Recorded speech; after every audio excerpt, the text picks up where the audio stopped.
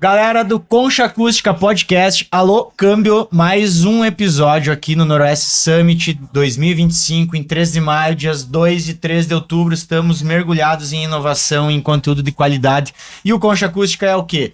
É a cauda longa do Noroeste Summit, né, Greta? Cauda longa. Essa expressão que a Greta criou e eu gostei. Marqueteira essa expressão. Exatamente. Nós eternizamos os momentos do Noroeste aqui dentro do nosso mundinho Concha Acústica. Acompanha lá no Spotify, nas redes, YouTube. E hoje nós estamos com uma convidada muito especial. Pode parar de tremer, Greta, fica tranquila. Nervoso. E apresenta a nossa convidada na nossa parceria da Cressol Cooperar, através da agência Cressol Conecta, que é a nossa parceira desde o primeiro episódio do Concha. Nessa vibe de conexão, a Cressol Conecta acredita nos projetos, a Cressol como um todo acredita nos projetos da comunidade, acredita nas pessoas e por isso, é claro, acredita no Concha Acústica Podcast e está aqui conosco com a nossa convidada especial desse momento. Greta, contigo. Estamos aqui com Patrícia Palermo, ela é economista-chefe do Sistema Fecomércio RS, doutora em Economia Aplicada pela URGS, é professora universitária, consultora, mentora aí de economia, entende tudo sobre o nosso sistema econômico nacional e internacional, também mentora e consultora da Cressol, né, Patrícia? Estamos aqui, eu tô nervosa, falei, o que eu vou perguntar pra Patrícia, cara? Porque tu vai subir ao palco daqui a pouquinho, né? Então acho que tu tem muita coisa pra compartilhar com a gente aqui no Concha, seja bem-vinda. Ai, gente, muito obrigada por me receber aqui. Tô muito feliz de estar aqui. E tá feliz mais ainda, né, por estar participando de um evento que tem tanta importância para a região e desse podcast que é apoiado pela Cressol, que é uma instituição que está comigo também há muitos anos. Então, hoje eu venho aqui para conversar especialmente com empreendedores.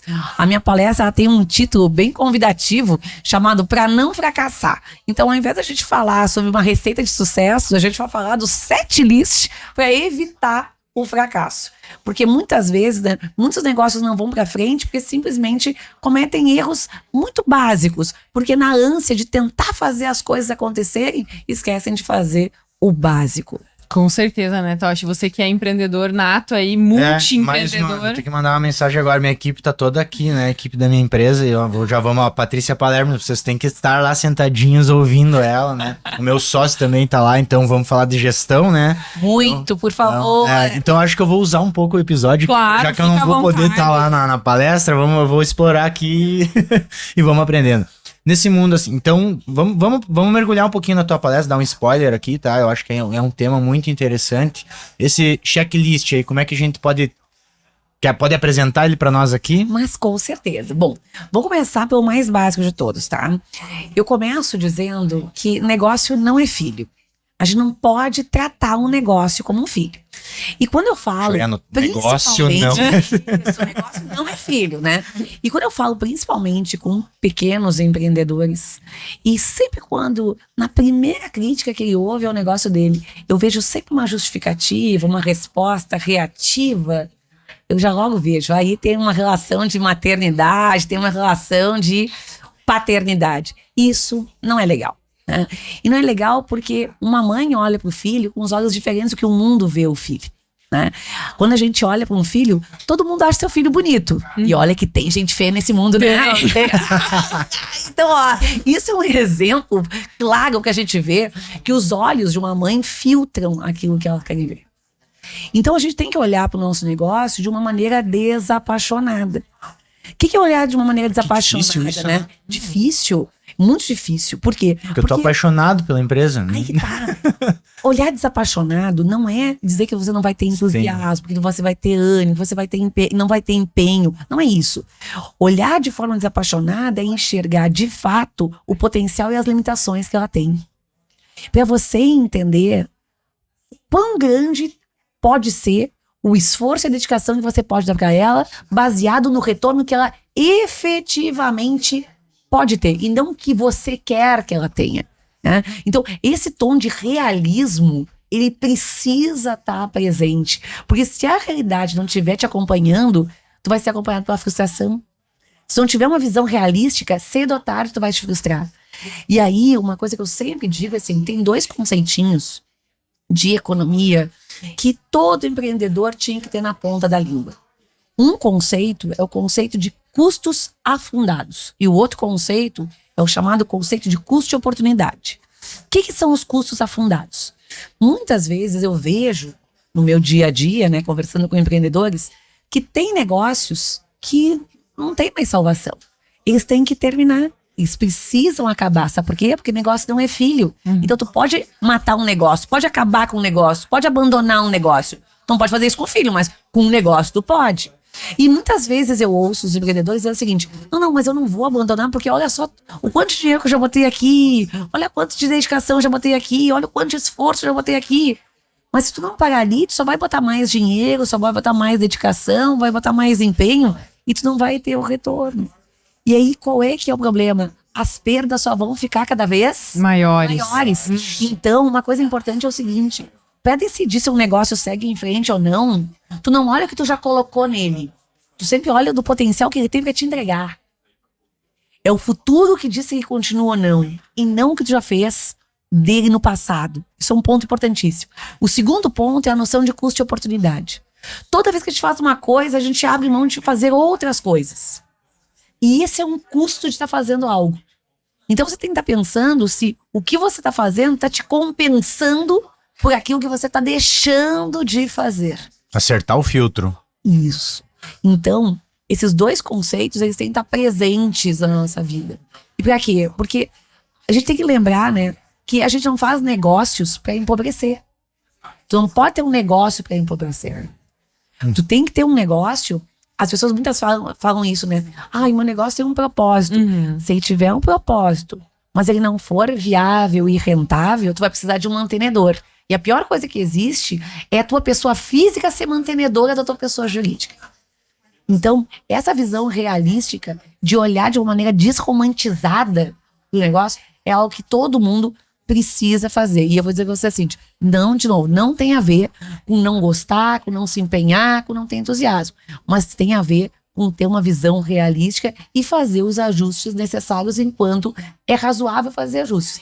E quando se vê que não é mais possível, para e faz que nem o GPS te fala, né? Reajusta a tua rota, recalcula a tua rota e procura o caminho que te leve para onde tu queira. A gente, como ser humano, a gente é muito apegado, né? Eu acho que esse apego passa por esse romantismo nos negócios. E, de fato, acho que ninguém cria uma empresa ou cria um projeto para empobrecer. É muito difícil. Patrícia, nesse cenário que se encontra hoje o nosso país, assim, como tu avalia? Qual o comportamento e qual atitude os empreendedores precisam ter diante desse cenário que se coloca hoje, em 2025, olhando para 26 e 27? Bom, o Brasil nunca foi para amadores, né? Então, o Brasil é um país complicado. Se a gente for para pensar, a gente tem uma burocracia muito alta para abrir e fechar empresas. A gente tem uma carga tributária muito elevada. A gente tem um acesso a crédito muito dificultado, seja pelas taxas de juros, seja pelos condicionantes diversos para acesso ao crédito. Mas todas as pesquisas que a gente faz, por exemplo, na FEComércio, elas mostram uma coisa bem interessante, que é o seguinte: quem deu certo nunca disse eu dei certo porque o Brasil me ajudou, tá certo? Não teve uma santa alma que disse isso, mas em compensação, quem deu errado sempre bota as culpas, né, de todos os problemas no Brasil, na conjuntura e assim por diante. Então, o que a gente tem que fazer é ser protagonista. É verdade. A gente precisa ser protagonista, né? Então, quando a gente é protagonista, é quando a gente olha para dentro do nosso negócio e começa a ver o que a gente pode fazer lá dentro. Uma das coisas que eu vou falar aqui é o seguinte: se as contas não fecham, quem fecha é o negócio. Exatamente. Ponto. Acabou. Você pode ser lindo, pode ser maravilhoso, você pode fazer o que você gosta, você pode ter... Olha o que eu vou dizer pra você pode ter demanda pelo seu produto. Se as contas não fecharem, o seu negócio quebra. É importante a equipe saber disso também, né? Porque se tu quer estar aqui, tu gosta da empresa, tu quer trabalhar aqui, ó, quero fazer minha carreira aqui dentro, eu tenho como crescer aqui dentro. Pra você crescer aqui dentro, ou aqui dentro precisa existir e ter longevidade, né? E eu vou contar vários cases que eu não posso contar agora. Eu vou contar vários cases lá dentro de como uma equipe mal treinada acaba com o resultado de uma empresa. E aí fica aqui uma coisa muito relevante para todo e qualquer empreendedor. Por exemplo, vocês fazem podcast. Provavelmente, o negócio de vocês, se vocês conhecem, é de comunicação, de marketing. Mas eu digo para vocês, aprendam minimamente sobre finanças, aprendam minimamente sobre contabilidade, aprendam minimamente a gerir esse negócio que vai muito além de câmeras, microfones e interação com o público. E por que isso? Porque quando a gente fala sobre negócio, olha, eu juro que eu poderia apostar aqui, tá? Vocês, quando conversam sobre esse negócio, vocês certamente falam sobre entrevistar as pessoas, depois ver a audiência e tudo mais. Eu duvido que vocês olham um no fundo do olho do outro e falam assim, e aí, sexta-feira, vamos olhar contas a pagar e receber? Vamos ver se a precificação tá correta, né? Vamos ver. Ninguém fala com isso. Ninguém dá essa emoção. E isso é que a gente faz. Aquilo muitas vezes que a gente não gosta de fazer, a gente não faz. É verdade. Ou a gente não dedica o tempo e a energia suficientes e necessárias. Então, isso precisa acontecer. Por quê? Porque isso faz parte do negócio. Empreender, e muitas vezes tem o eu-preendimento, né? Que a gente tem que entender que se a gente não tem múltiplos departamentos, nós precisamos ser. Sim.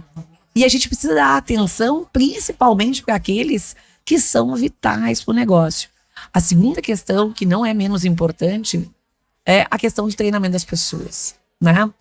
Eu sempre digo, né, que para um negócio dar certo, primeiro ele tem que ter um produto bom, né? Não adianta, se não tiver um produto bom, não funciona. Mas ele precisa ter pessoas que entendam do negócio, e quando eu falo do negócio, é entender do produto, é entender do consumidor desse produto, mas também entender como é que esse negócio se viabiliza. Né? E por que esse negócio se viabiliza? Porque, por exemplo, principalmente quando a gente está falando de varejo, né?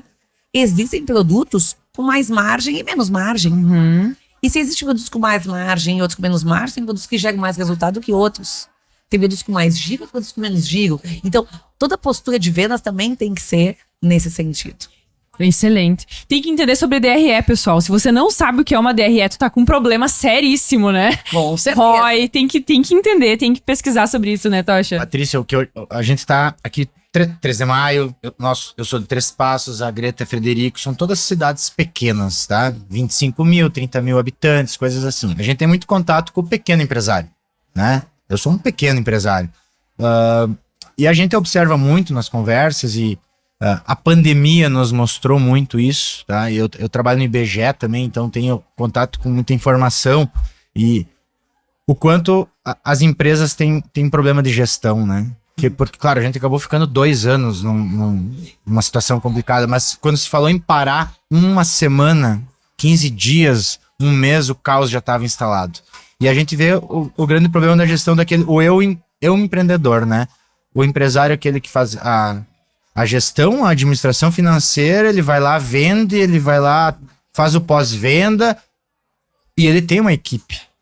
Mas ele não consegue separar a função dele de todas as outras. Então, eu vejo isso, queria a tua opinião sobre isso, desse grande problema que tem nas empresas, e por isso que muita empresa quebra, aquele famoso bater o escanteio e ir lá cabecear, né? A dificuldade, porque as pessoas sabem vender, sabem trabalhar. Eu acredito que é isso, e querem muito, mas saber fazer a gestão e entender o próprio negócio para fazer a parte certa e treinar a equipe para fazer as demais coisas e ele poder botar o olho naquilo que realmente importa como gestor e empreendedor, né? Com certeza. Quando a gente fala muitas vezes de negócio, né? Muitas vezes as pessoas colocam em segundo plano o ato de planejar, o ato de se organizar. E elas acham que se elas não estiverem na linha de frente, elas não estão trabalhando. Então a gente tem essa ideia ainda, né? De que se a gente não estiver lá junto, botando a mão na massa, a gente não está fazendo, ou está fazendo menos, né? Então eu acho que a primeira coisa que aparece também em todas as pesquisas, né? É que as pessoas que estão à frente de negócios, especialmente à frente de negócios pequenos, não conseguem ter a dimensão da importância que planejamento e organização tem. Então, esse é o primeiro ponto. Se você não considera algo importante, você não vai fazer.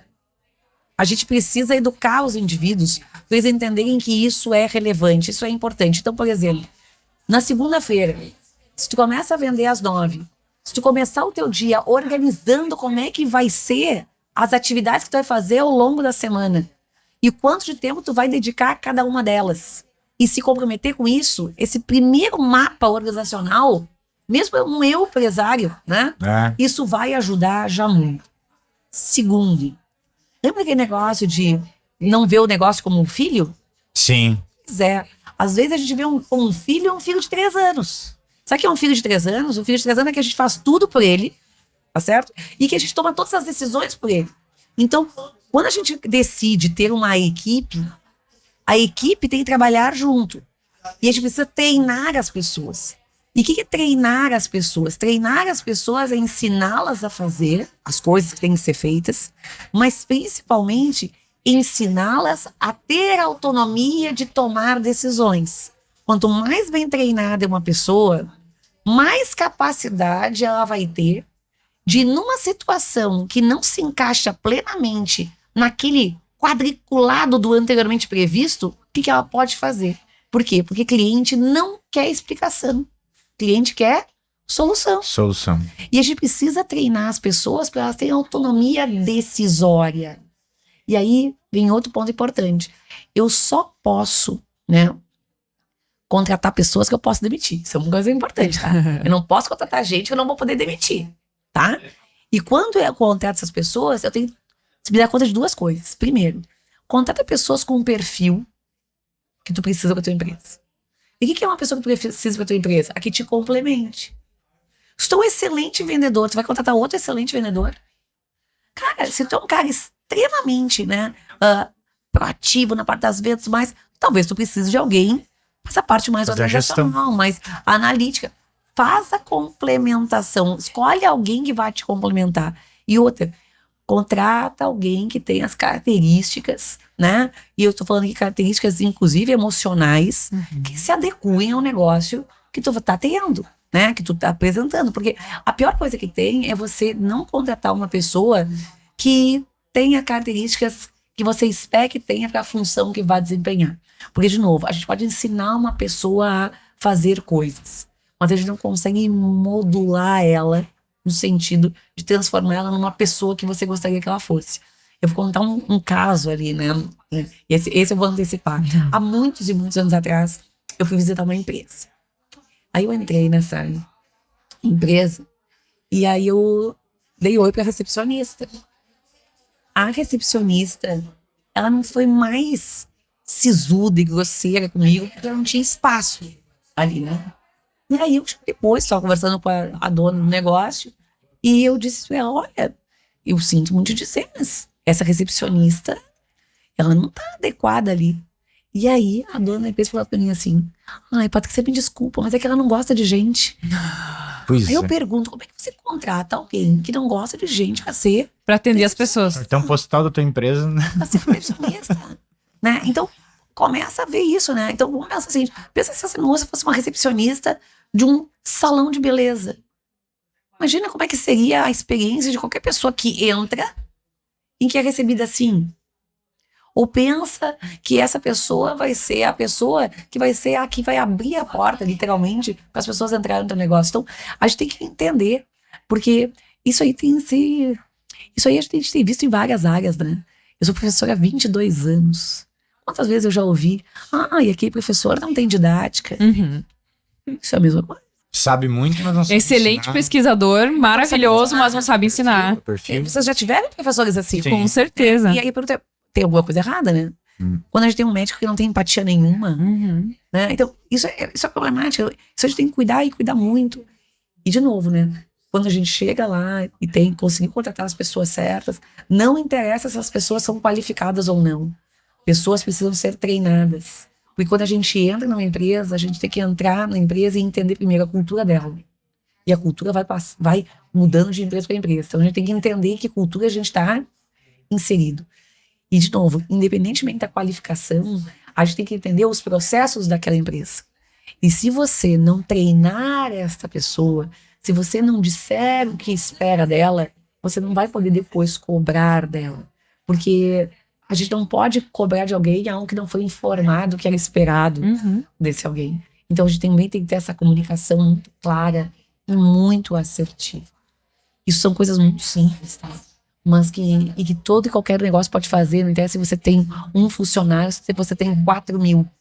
E aí vem uma questão que eu tenho que destacar aqui, né? Pequenas empresas podem e devem pensar como grandes empresas. Porque pensar grande e pensar pequeno Tem o mesmo. tem o mesmo custo, É, o mesmo. ok? Mas a questão é que é o lance do mindset mesmo. É do que eu quero ser. Se você for uma pequena empresa que quer ser para sempre uma pequena empresa, você age de um jeito. Mas se você é uma pequena empresa que tem a aspiração de ser uma grande empresa, você age e cotidianamente de outra forma. Então, se você é empreendedor, você não pode ter apego. Primeira coisa, né, Patrícia? Não dá pra ser apegado à tua ideia, ao teu negócio. Tem que olhar com a realidade para aquela situação, treinar a equipe, deixar claro pra pessoa o que você espera que ela faça dentro do teu negócio. Não dá pra simplesmente botar a pessoa pra dentro e, né, e não falar pra ela, não dar um feedback estruturado, não falar algo pra ela se desenvolver também. E sobre essa questão Bacana. do apego, né? Vamos ressaltar aqui. Tem um caso que é tipo, conhecido e notório de todo mundo, né? Que quem é mais ou menos da minha idade aqui, né? Muito tirou fotinho com as câmeras da Kodak. Uhum. Muito revelou os seus filmes da Kodak. A Kodak era líder mundial, né? Nesse mercado. A Kodak tinha lá, dentro dos laboratórios dela, desenvolvida a câmera digital. E a câmera digital foi apresentada à diretoria da Kodak. E sabe o que a Kodak fez? Disse, não, porque a gente é muito bom em filme. Sabe o que ela tinha? Apego. Apego. Ela tinha apego. Ela tinha apego ao que ela sabia fazer. Ela tinha apego à história dela. E de novo, lembra? Quem tem passado tem história. Quem tem futuro é quem tem visão. É simples assim. É simples assim. A Blockbuster é outro exemplo. A Blockbuster, quando eu era guria nova, se tinha alguém que tava na rua, começou a despontar assim como um empreendedor, é o cara que tinha uma videolocadora, entendeu? Aí tem uma videolocadora. Era um negócio descolado, legal, bacana e tudo mais. Esse negócio foi atropelado pelos streamings.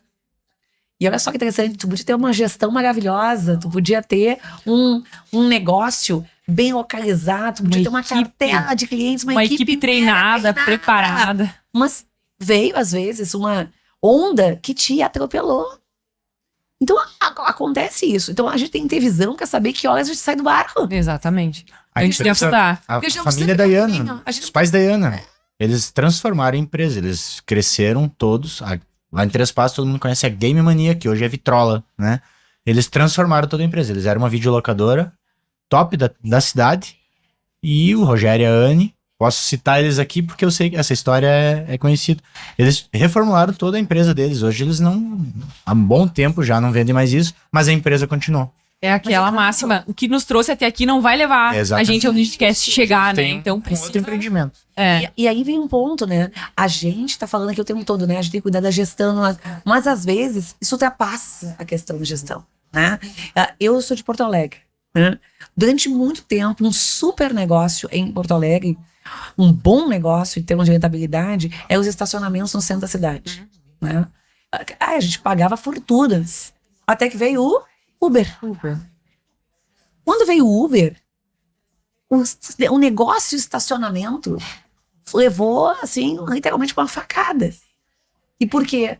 Porque, basicamente, as pessoas não precisavam mais da mesma medida que precisavam antes. Logo, as vagas que eram tão concorridas passaram a ficar ociosas. E quando você tem oferta em demasia, o que acontece com o preço? Baixo. Começa a cair. Então, de novo, a gente fala aqui, né? A gente tem que ter muita atenção na parte organizacional, na parte de treinamento de equipe, mas a gente tem que sempre ter a visão de se o nosso negócio continua fazendo parte desse tempo. Uhum. Se o nosso negócio continua fazendo sentido. E lembra, tá? A gente não precisa ser que nem os violinistas do Titanic. A gente não precisa tocar até o barco Ótimo. afundar. Muito. A gente não precisa disso. A gente sabe. Não, tem Joga o violino fora e vai fazer. Procurar um bote ligeiro. Procura um bote. E, de novo, se a tua empresa era uma empresa bem organizada, bem gerida, tinha uma cartela de clientes, para e pensa o que tu pode fazer em base nesse aprendizado. Por quê? Porque insistir é aquela história que a gente falou antes, né? Insistir não faz sentido. Por quê? Porque o futuro não vai pagar isso. O futuro não vai dar esse retorno. Então, olhar com essa visão pragmática, realista, não romântica, é um negócio que vai ser bom para todos aí. Com Bom, certeza. essa professora sabe ensinar, né? Com É daquelas certeza. que a gente A didática. sempre vai lembrar e ter boas memórias, né? Uma breve aula aqui, né? Nossa, vai ser muito bom. Tô quase correndo lá pra empresa. É o seguinte, vamos conversar o seguinte agora. Vamos sentar aqui, vamos avaliar. Não. Contas a pagar, contas a receber. Né?